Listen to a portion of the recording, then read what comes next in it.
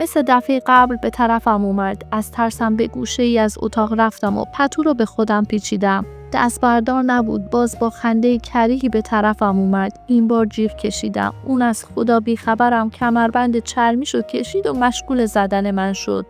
از موقعی که فرگل رو دیدم یه احساسی پیدا کردم. انگار یه چیزی گم کردم. هومن گفت چشم و ابروی دختر ایرانی یه چیز دیگه است. انگار رفیق اگه غلط نکرده باشم عشق خاکت کرد. این فرگل خانوم باید خیلی قشنگ باشه که در جا شکارت کرده. دست مریزاد. گفتم نه اینطور نیست. باید خوددار باشم. نمیشه که یه نفر از راه برسه و سر آدم هر بلایی که دلش میخواد بیاره. من باید مطمئن بشم که احساسم واقعیه. اما هومن سر از کار پدرم در نیاوردم. اون حرفایی که زد منظورش چی بود؟ هومن گفت شازده گاوت زایده و به پشت سرم اشاره کرد. شهره بود با یه مانتو خیلی شیک به طرف ما می اومد. بعد از سلام و احوال پرسی گفت فرهاد فردا شب آماده باش. یعنی هر دوتای شما آماده باشید. میام دنبالتون. گفتم چه خبره؟ شهره گفت یادت رفت مهمونی حدود ساعت 8 میام دنبالت. هومن خان شما هم آماده باشید. اونجا دختر خوشگل زیاده. شاید قسمت شما اونجا باشه.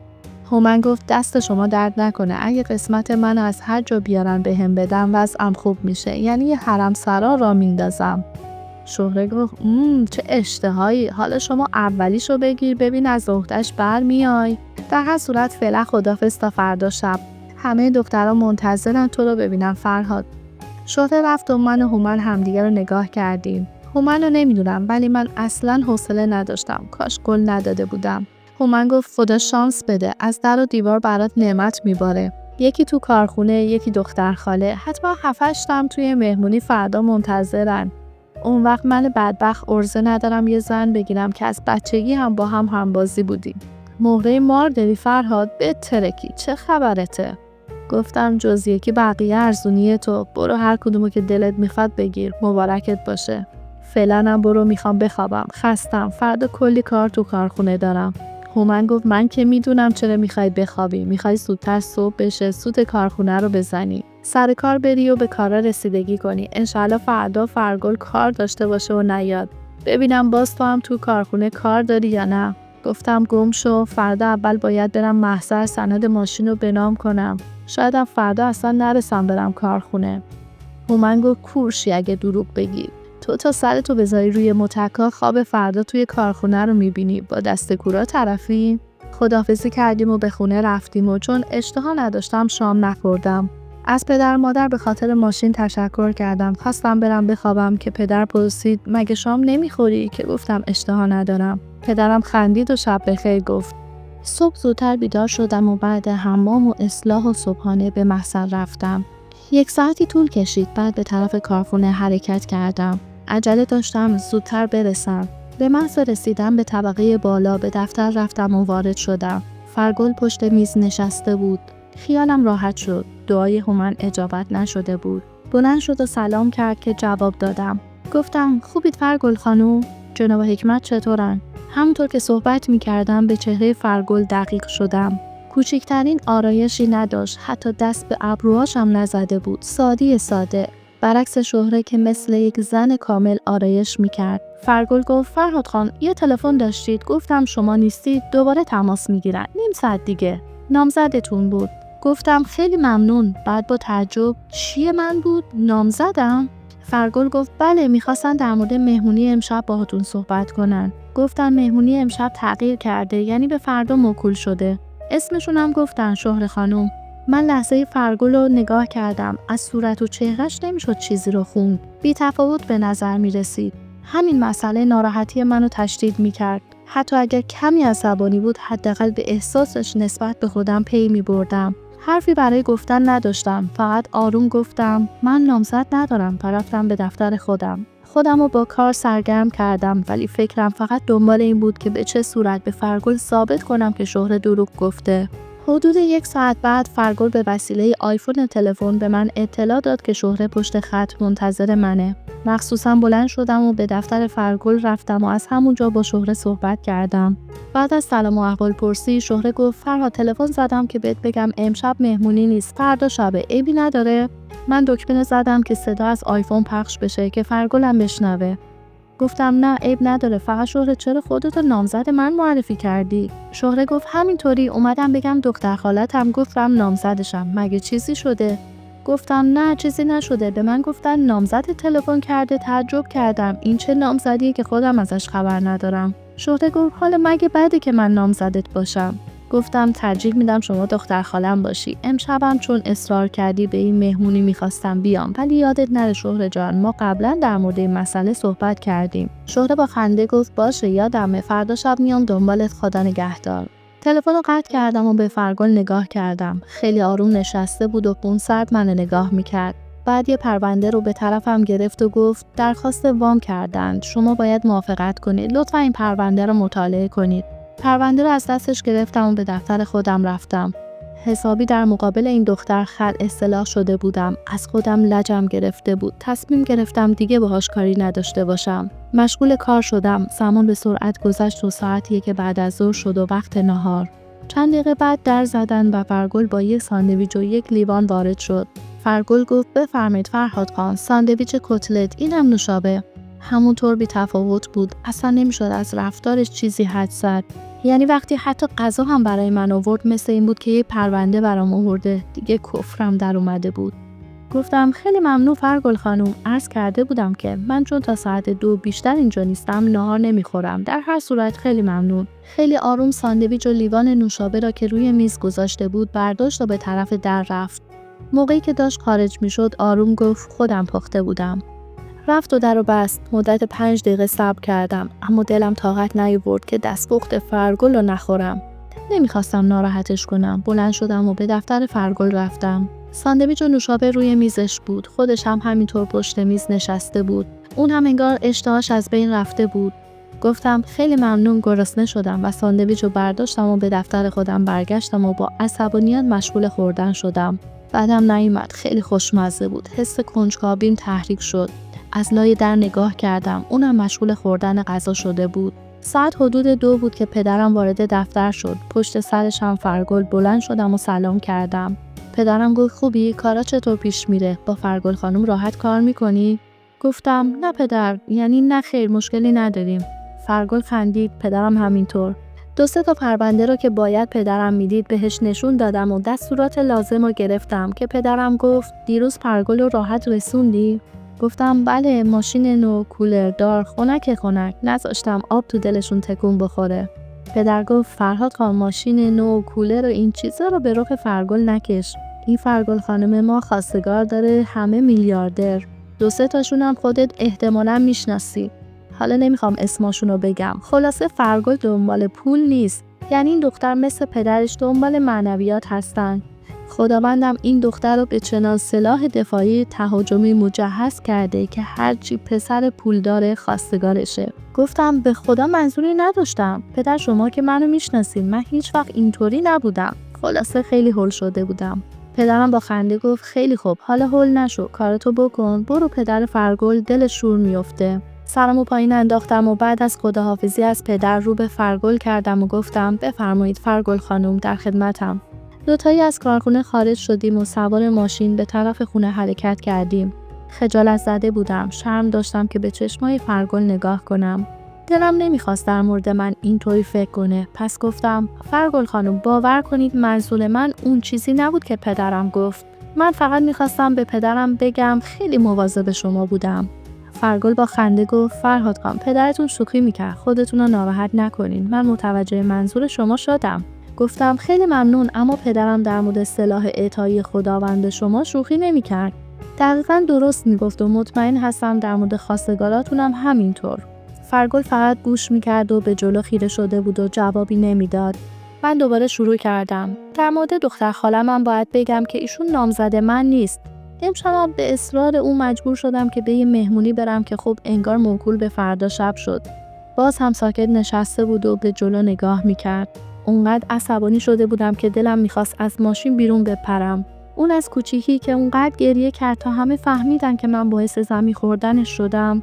این از حالا که اصلا حرف نمیزد. منم تلافی سکوتش رو در آوردم. پام رو روی گاز گذاشتم و با سرعت در اتوبان رانندگی کردم. تقریبا اتوبان خلوت بود. سرعت من خیلی زیاد شده بود، اما باز هم فرگل چیزی نمیگفت. مثل قبل نشسته بود و به جلو نگاه میکرد. فکر میکردم با تند رفتن من حداقل ازم میخواد که آروم رانندگی کنم، ولی همچنان ساکت بود. دیگه من هم حرفی نزدم. کمی بعد رسیدیم. دیگه واقعا تصمیم گرفته بودم که کاری باهاش نداشته باشم. اگر تمایلی به من داشت حتما به یک صورت ابراز میکرد، ولی بی‌تفاوتی این دختر گویا یه چیز دیگه ای بود. نمیخواستم باعث ناراحتی او بشم. من از پافشاری بیجا نفرت داشتم. روبروی منزلشون ایستادم و گفتم به جناب حکمت سلام برسونید. فرگل پیاده شد، ولی قبل از اینکه در ماشین رو ببنده گفت میخوام فردا شب یه سر بیام دیدن لیلا. خواهش میکنم بهش بگید. خداحافظ. در رو بست و رفت.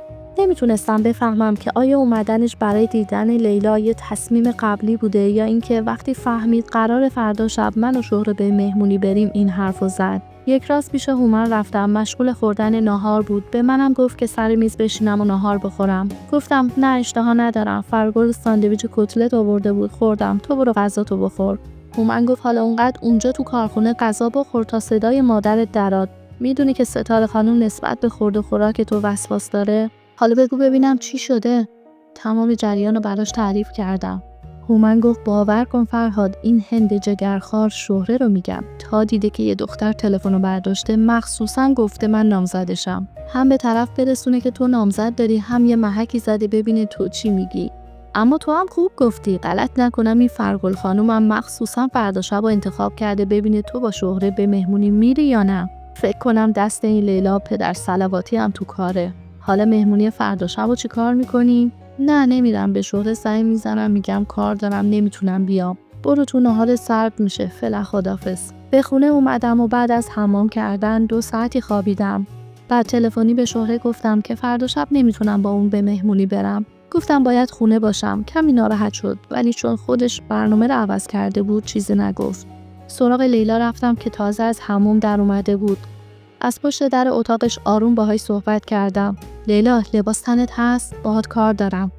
لیلا گفت چی کار داری؟ صبر کن طوری شده؟ گفتم کاراتو بکن بعد بهت میگم. نمیتونم از اینجا فریاد بزنم. 2 دقیقه بعد لباس پوشید و از من خواست که وارد اتاق بشم. لیلا گفت چی شده؟ کلافه‌ای؟ اتفاق بدی افتاده؟ بگو دیگه. گفتم فرگل خانم فردا شب میخواد بیاد یه سری به تو بزنه. گفتم بهت بگم. لیلا گفت چرا خودش تلفن نزد؟ تنها میاد؟ اما نه، اون از این کارا نمیکنه. باشه خودم بهش زنگ میزنم، ولی این که مسئله نبود که تو اینقدر ناراحت بشی. حتما مسئله دیگه‌ای در کاره. خب بشین با هم حرف بزنیم. نشستم و کمی فکر کردم و بعد گفتم لیلا چند وقته که فرگل میشناسی؟ اونا اینجا رفت و آمد دارن؟ اصلا فرگل نامزدی چیزی داره؟ چطور دختریه؟ لیلا شروع به خندیدن کرد و گفت بالاخره چشمای فرگل کار خودشو کرد. فکر کنم با تیر مژگان بلندش و کمان ابروی قشنگش تیربارونت کرده. آره؟ خندیدم و هیچی نگفتم. لیلا گفت نترس، من با تو هم، خیالت راحت باشه. فرگل خیلی خانومه، نجیب و خوب، خیلی هم خواستگار داره، همه پولدار. یکیشون هم از اقوام خودتونه، اما به کسی تا حالا جواب نداده، یعنی نامزد و این چیزا نداره. پس دلتو دادی به فرگل، اما اگه به امید خدا جور بشه شانس آوردی.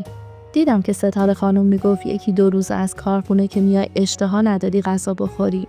گفتم نه بابا اینطوری نیست که فکر میکنی. زهرا فرگل برای منم غذا میاره. لیلا گفت راست میگی؟ پس مبارکه، چون فرگل از این کارا برای هیچ کسی نکرده و نمیکنه. البته اگه این وصلت صورت بگیره اونم شانس آورده، چون برادر منم تو پسرا تکه. آخه من یه چیزایی از تو براش تعریف کردم. گفتم تو رو خدا لیلا بگو چی گفتی بهش؟ اون چی گفته؟ در حالی که منو به بیرون اتاق هل میداد موهاشو به من نشون داد و گفت نمیبینی از حموم در اومدم؟ موهام هنوز خیسه، سرما میخورم، برو بعد بهت میگم. بیرون اومدم، کمی امیدوار شده بودم. شب گذشت و به امید روزی تازه سر به بالین گذاشتم. در خواب ساعتها سری میگذرن. صبح که بیدار شدم پدرم گفت باید برای بعضی از کارها و امور کارخونه به 1-2 جا سر بزنم.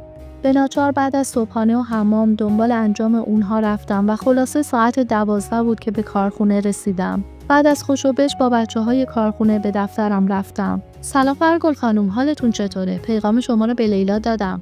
فرگل گفت خیلی ممنون، بهم زنگ زد. شما چرا انقدر دیر کردی؟ گفتم چند جا باید میرفتم، مربوط به کارخونه بود. خب همه چیز مرتبه؟ فرگل گفت همه چی درسته، خیالتون راحت باشه. به دفترم رفتم و مشغول کار شدم. ساعتی بعد بود که سوت نهار کشیده شد. چند دقیقه بعد طبق معمول فرگل با یک بشقاب برنج و یک کاسه کوچیک قشنگ خورشت و کمی سبزی توی ظرف دیگه وارد شد. گفتم آخه فرگل خانم اینطوری که نمیشه، دائم شما زحمت میکشید و منو شرمنده میکنید. دستپخت خودتونه؟ به به چه عطری داره، دستتون درد نکنه. فرگل به دفتر خودش رفت و من با خوشحالی و اشتها مشغول خوردن شدم. هنوز تو قاشق نخورده بودم که از بیرون صدای هومن رو شنیدم. هومن گفت سلام عرض کردم خانم حکمت، بابا چطورن؟ مامان چطورن؟ خسته نباشید. به به به موقع رسیدم، مادر زنم دوستم داره. غذا میخورید؟ گفتم فرگل خانم معرفی میکنم، ایشون هومن خان دوست من هستن. فرگل گفت خوشبختم، حد زدم، حالتون چطوره؟ هومن گفت ممنون، بنده هم خوشبختم. حالا غذا چی هست؟ و یک راست به دفتر من رفت و مستقیم سر غذای من. در همون حال به فرگل گفت حرف داده تفلک این فرهاد ما در مورد چشمای شما میگه. فرگل با خنده گفت فرهاد خان در مورد چشمای من چی فرمودن؟ گفتم هومن حواست کجاست؟ چی میگی؟ من چی به تو گفتم؟ حسابی هول شده بودم و سعی میکردم جلوی حرف زدن هومن رو بگیرم. هومن رو به فرگل کرد و گفت هیچی، میگفتن با این چشماتون با دقت مواظب برنامه‌های کامپیوتر هستید. نفسی کشیدم و یه چشم قره به هومن رفتم. هومن گفت اینا چیه میخوری؟ نکنه چیز خورت کنن. باور کنید فرگل خانم تو این 7-8 ساله نذاشتم یه آدامس از دست کسی بگیره. دوباره نگاهی به خورش کرد و گفت این چرا رنگش اینطوریه؟ یه قاشق خورد و گفت این که هنوز نپخته. بعد یه قاشق دیگه هم خورد و گفت واه چقدر شوره. بعد شروع کرد با قاشق برنج خوردن. گفتم هومن فرگل خانم هنوز اخلاق شما رو نمیدونن چیه، مراعات کن. هومن گفت خب ندونن، مگه میخوان با من زندگی کنن؟ برنجتونم که بگی نگی ته گرفته. سبزی‌ها شسته شده است یا آبمال کردین؟ و با این حرفا تمام پل خورش رو با سبزی خورد و تهش رو پاک کرد. هومن گفت الهی شکر فرگل خانم، دستتون درد نکنه، عالی بود، همه چیزش به اندازه و جا افتاده. اگه این حرفا رو نمیزدم این فرهاد نمیذاش لب به این غذا بزنم. فرهاد جون تو هم برو خونه غذا بخور، وگرنه ستاره خانم میگه بچه‌مو جادو کردن. من و فرگل فقط میخندیدیم.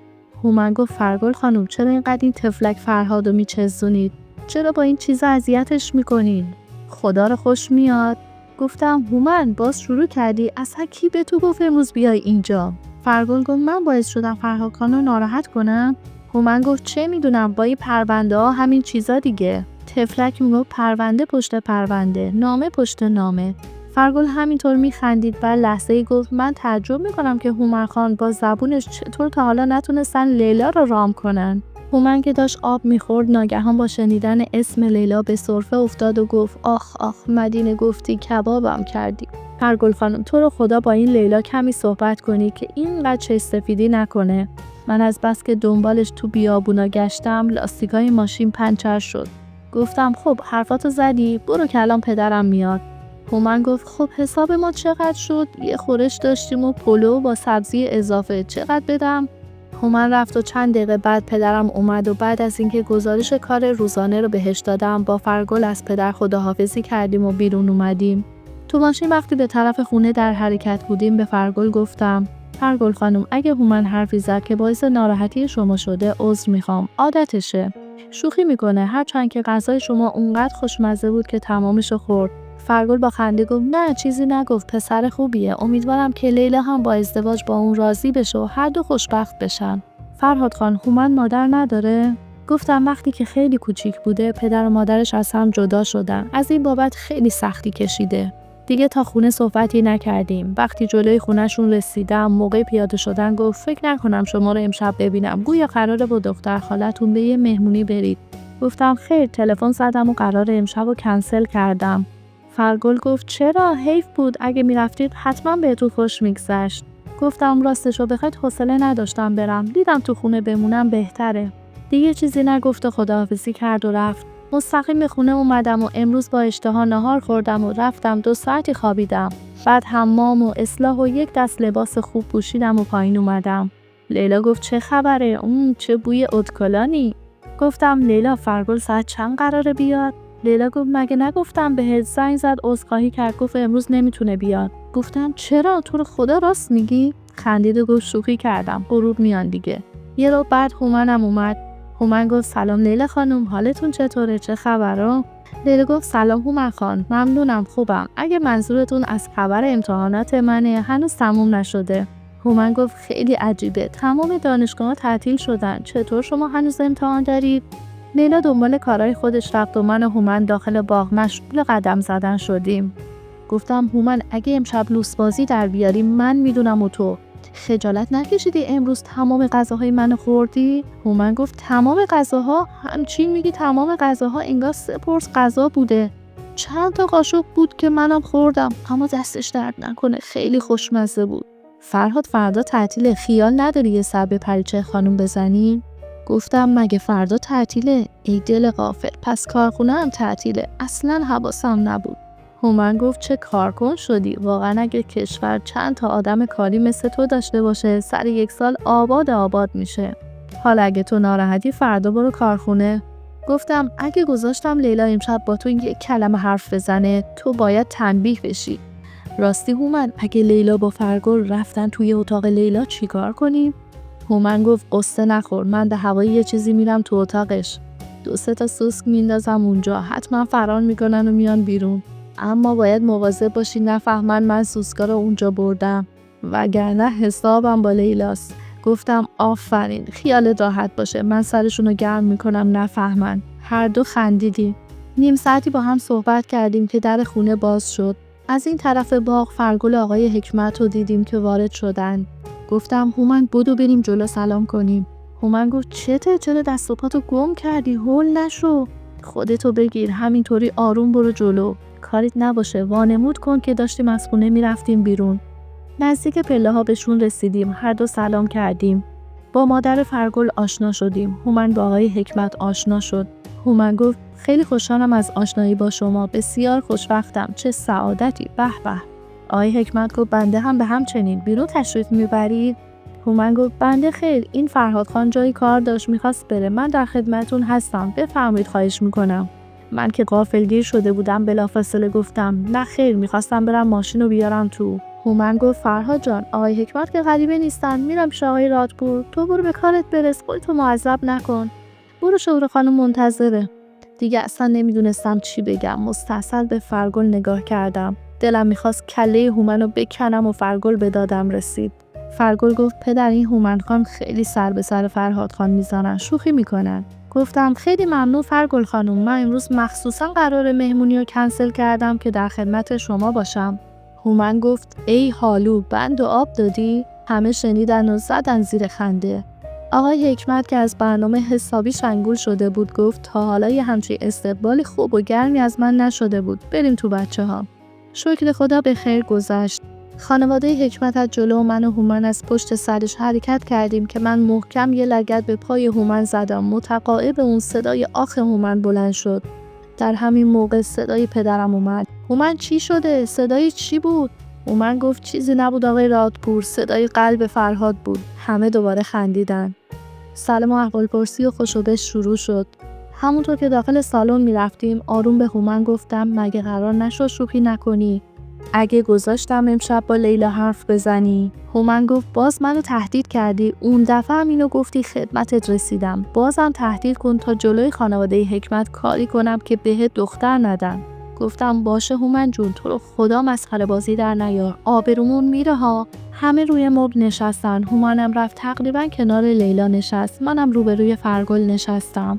تا مجلس کمی ساکت شد هومن به لیلا گفت لیلا خانم امتحانات تموم نشد؟ لیلا گفت شما که 1 ساعت پیش این سوالو کردید.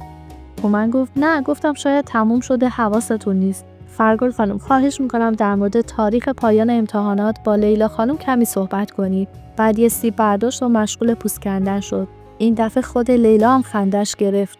آقای حکمت گفت پسرم مگه تاریخ پایان امتحانات دست فرگل و لیلاست که با هم صحبت کنن؟ هومن در حالی که سیب و پوست میکند گفت جناب حکمت، این خانوما اگه بخوان تاریخ کنکور سراسری هم تغییر میدن.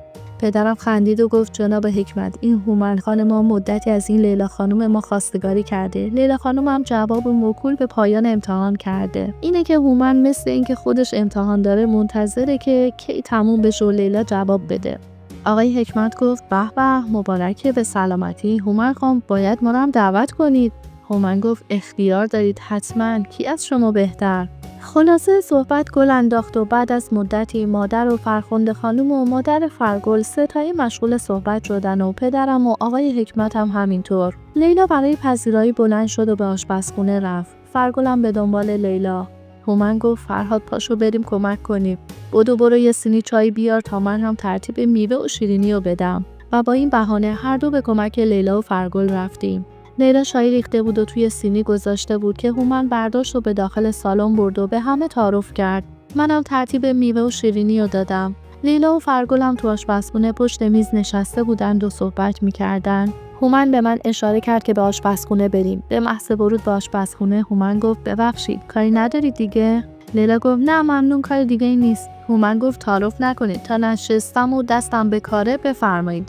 لیلا گفت نه خواهش میکنم بفرمایید، خیلی ممنون از کمکتون. هومن در حالی که روی یکی از صندلی‌های آشپزخونه کنار لیلا می‌نشست گفت آخیش خسته شدم. فرهاد جون تو هم اونجا بشین یه خستگی در کنیم. لیلا با تعجب اینجا؟ هومن گفت خب فرهاد جون روی اون یکی صندلی بشین. که منم معطل نکردم و نشستم، ولی حسابی از خجالت سرخ شده بودم. از پررویی هومن هر دو خنده‌شون گرفته بود. هومن گفت لیلا خانم پاشم ظرفا رو بشورم. لیلا گفت کدوم ظرفا؟ هنوز که ظرفی کثیف نشده. هومن گفت واقعا کار این خانوما خیلی مشکله. لیلا خانم بلند شم گردگیری کنم.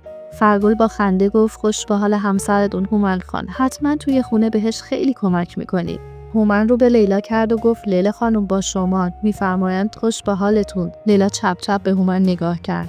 هومن گفت ما خانوادگی اینطوری هستیم، همش به زنامون تو خونه کمک میکنیم. بابام اونقدر تو کارهای خونه به مادرم کمک کرد که بالاخره مادرم طلاق گرفت و رفت. لیلا از خنده قش کرد.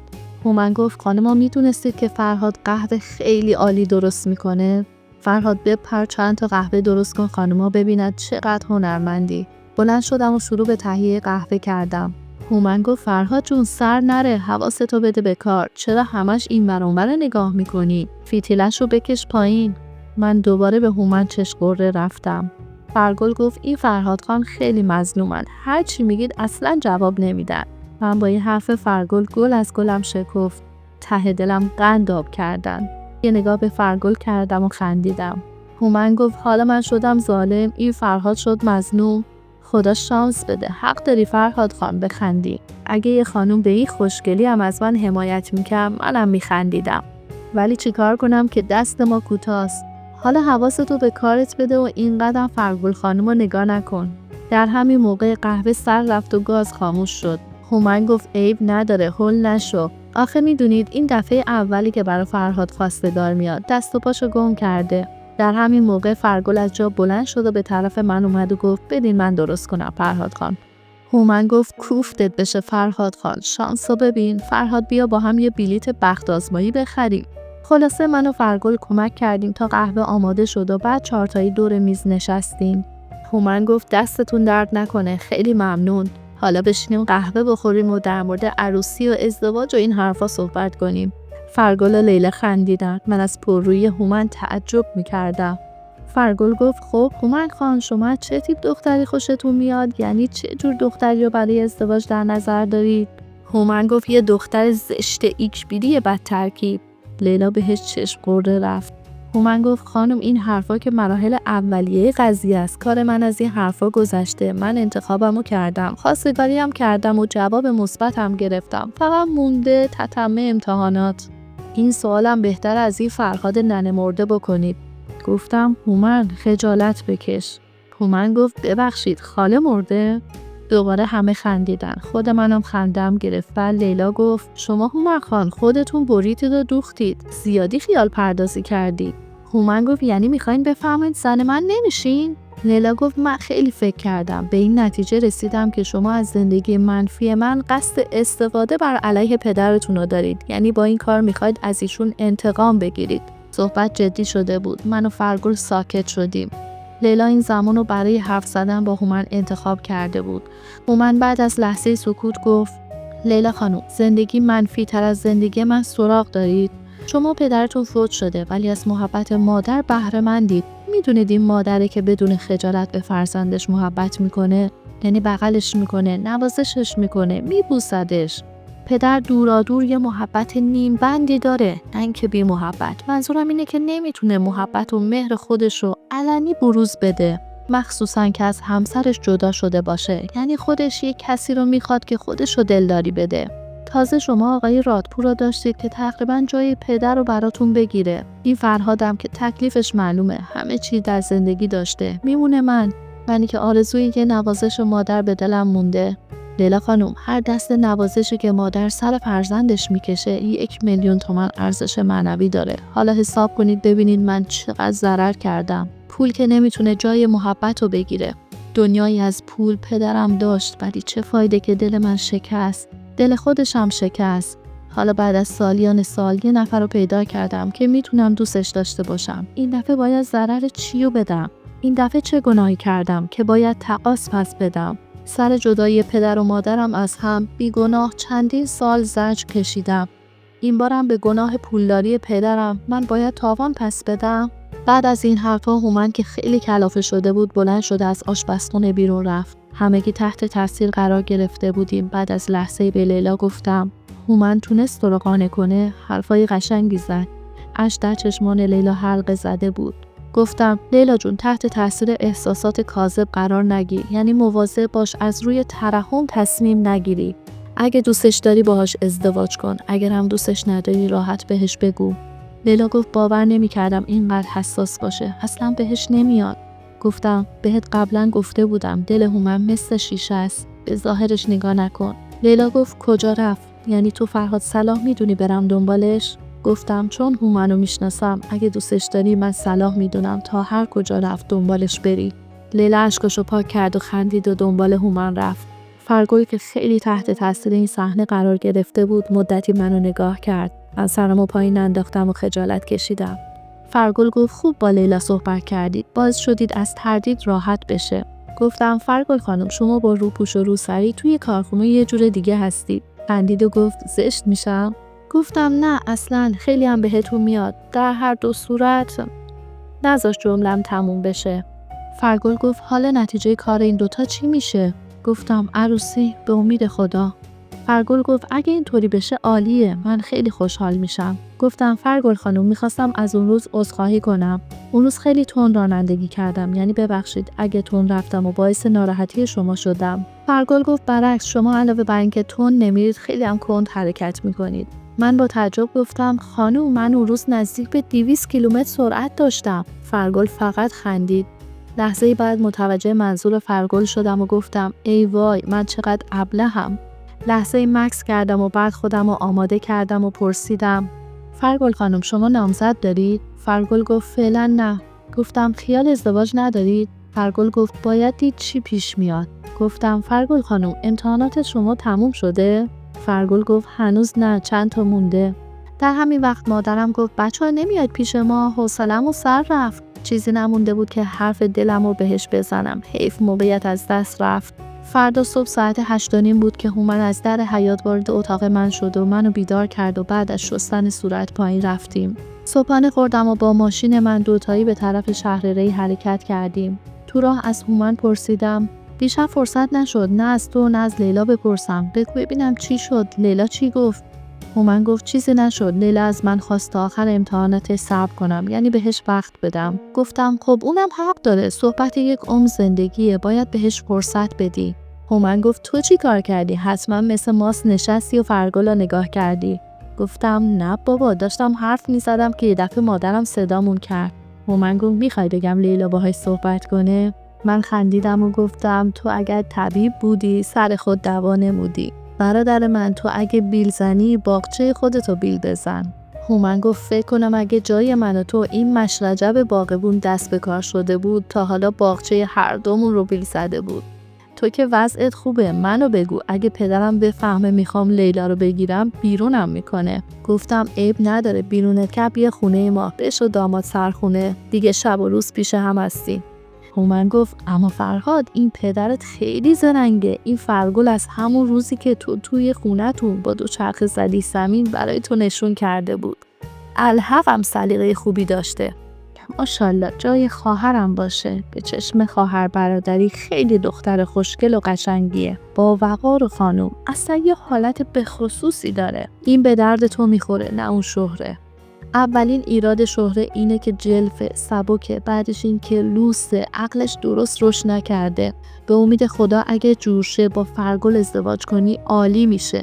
گفتم میدونی هومن، فرگل سر سفره پدر مادرش نون حلال خورده. ممکنه بگی که این حرفا قدیمی و خال زنکیه، ولی من به این حرفا ایمان دارم. پدر فرگل یه دبیر بازنشسته است، به زن و بچهش نون یک کار انسانی شرافتمندانه داده خوردن. حالا اگه این کار درآمدش کمه، اما شرف داره به 100 میلیارد پول پدر شهره که معلوم نیست از چه راهی به دست میاره.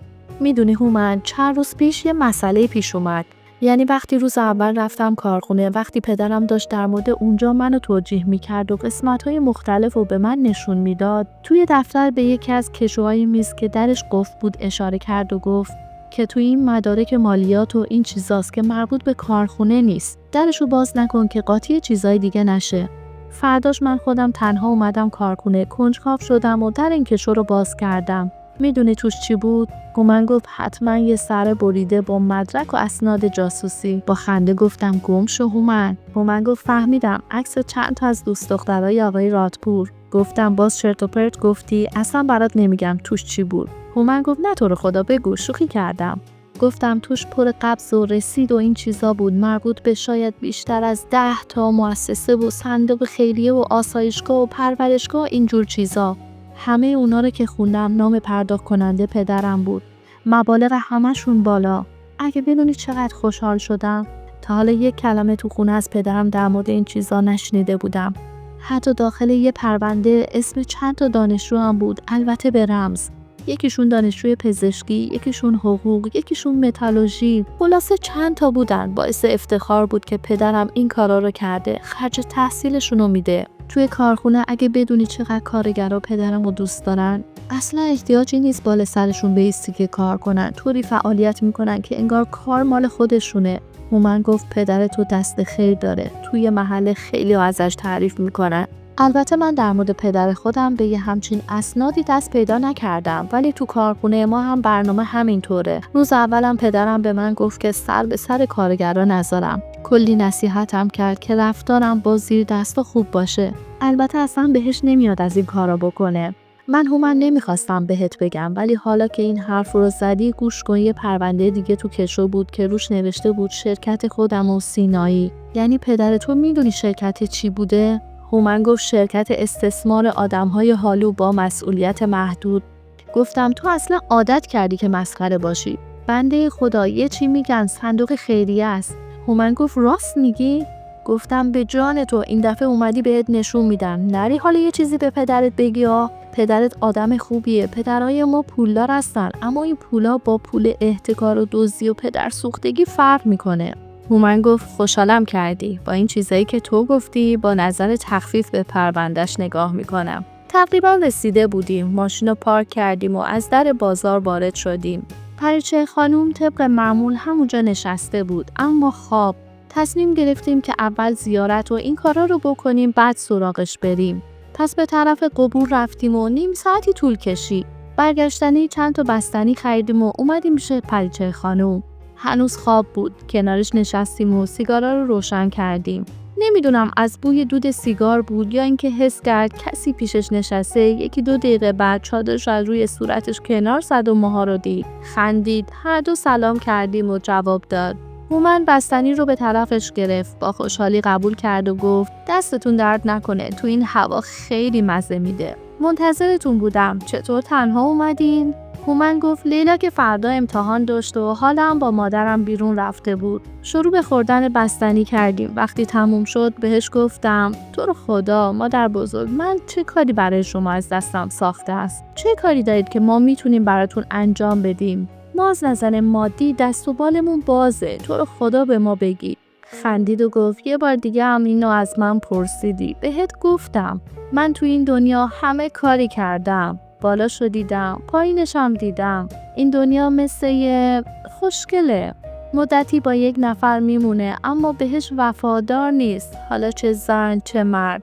البته کلمه زیاد بدی هم در این مورد نگفت. حالا فقط دلم میخواد سرنوشتم و که تا حالا برای کسی تعریف نکردم برای شماها بگم. چراشو نمیدونم ولی دلم میخواد حرف بزنم. سیگاری در آورد و من براش روشن کردم. دودشو در هوا کرد و مثل دفعات قبل بهش نگاه کرد و گفت میدونید هر بار که به این دود نگاه میکنم زندگی خودم رو میبینم. بی اختیار من و هومنم به دود که یک حلقه رو تو هوا رسم کرده بود نگاه کردیم که با دود بعدی همه چیز ریخت به هم. پریچه خانم گفت اگه یادتون باشه آقایی که شما باشید داشتم از شب عروسیم حرف میزدم. حالا که دخترها نیستن براتون میگم نذاشت 2 شب از عروسی بگذره که من بهش کمی عادت کنم، کمی باهاش آشنا بشم. یه مرد 50 ساله، یه دختر 9 ساله، مثل پدر و دختر جای پدر من بود. حساب کنید که چقدر چندشاوره. من تو اون سن و سال چقدر به طور غریزی خیلی چیزا رو میفهمیدم ولی این برام یه شوک بود. درد سرتون ندم. 1 ساعت بعد خونریزی من زیاد شد و خودمم بیهوش. یه فاطمه بیگم بود که مامایی میکرد. اون رو آوردم بالای سر من تا دست به من زد، جیغ کشیدم و به هوش اومدم. آروم منو دلداری داد و با هم حرف زد. نازم کرد، نوازشم کرد. دلم بهش گرم شد. شروع کرد با فرج الله خان بد و بیراه گفتن. اون موقع ها این ماماها ارج و قربی داشتن، کسی باهاشون 1 به 2 نمیکرد. خیلی بد اخلاق بودن. اون شب فاطمه بیگم برای من مثل یک فرشته بود. دوباره از هوش رفتم. خلاصه هر جوری بود خونریزی رو بند آورد و برام مرهم و عزومات درست کرد. سفارش کرد که تا 1 هفته 10 روز فرج الله خان کاری به من نداشته باشه. بیچاره تا صبح هم بالای سر من موند. خبر دادم به خونه ما و صبح سهراب خان به عیادت من اومد. دیدن چهره آشنا برام قوت قلبی بود. مدتی با فرج الله خان صحبت کرد و رفت. 2 روزی خوابیده بودم. روز سوم به دستور مادر شوهرم از رخت خواب بلند شدم. اون زمونا مادر شوهرها مثل شمر بودن. کسی جرأت داشت 1 کلمه حرف باهاشون بزنه.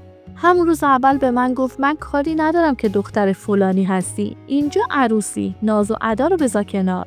باید کار کنی. خوشبختانه چون قبل از ازدواج آشپزی رو از آشپزمون یاد گرفته بودم، فقط مسئول پخت و پز شدم. اون روز با ضعف و بدبختی ناهار رو درست کردم و به امید اینکه شب راحت بخوابم به رخت خواب رفتم. نیم ساعت بعد سر و کله فرج الله خان پیدا شد. ترسیده بودم. یاد چند شب پیش بدنم رو میلرزون. مثل دفعه قبل به طرفم اومد. از ترسم به گوشه ای از اتاق رفتم و پتو رو به خودم پیچیدم. دست بردار نبود. باز با خنده کریهی به طرفم اومد. این بار جیغ کشیدم. اون از خدا بیخبرم کمربند چرمیشو کشید و مشغول زدن من شد. پدر سگ با قلاب کمربندم میزد. 7-8 تا کمربند که خوردم صدام قطع شد. اون کثافتم کار خودشو کرد. اگه زورم میرسید حتما میکشتمش. این کار برام شکنجه شده بود. بگذاریم. صبحها آشپز تو اون خونه بودم و شبها فرج الله خان. عاقبت بخیر شده بودم.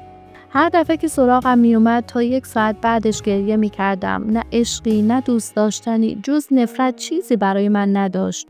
اون زمان ما زنها فقط بلا نسبت آفتابه بودیم. تا با ما کار داشتن عزیز می شدیم. کار آقا که تموم می شد دوباره می رفتیم گوشه خلا. این مرد از این ماه تا اون ماه حموم نمی رفت. انواع اقسام بوها رو می داد. بوی توتون، تنباکو، تریاک، پهن اسب، عرق بدن. خلاصه بهترین شبای من چند روز اول ماه بود که حموم کرده بود و تا 2 روزی بو نمی داد. حساب کنید دختری که 2-3 روز 1 بار حموم میکرد و دست به سیاه و سفید نمیزد و تو خونه پدر 10 تا نوکر و کلفت داشت، چقدر تحمل این مسئولیت براش مشکل بود. یه 6 ماهی گذشت دیگه عادت کرده بودم. انسان به هر نوع زندگی عادت میکنه. زندگی که چه عرض کنم. پدرم طوری به من جهیزیه داده بود که تمام وسایل خونه فرج الله خان نو شد. از فرش و رخت خواب و ظرف و ظروف چینی و بلور و سینی بگیر تا آفتابه و جارو و خاک انداز. تا چند سال لباس دوخته و ندوخته با من همراه کرده بود. اون وقت این مرد فقط یه عروسی گرفت و السلام. چون وضع ما خوب بود پدرم حتی مهریه هم برای من تعیین نکرد. اگه یه مرد جوون بود بازم میارزید، اما نه یه مردی که جای پدر منه. مثل این میمونه که شماها برید یه زن 70 ساله بگیرید. اصلا رغبت میکنید که توی روش نگاه کنید، چه برسه به چیزای دیگه.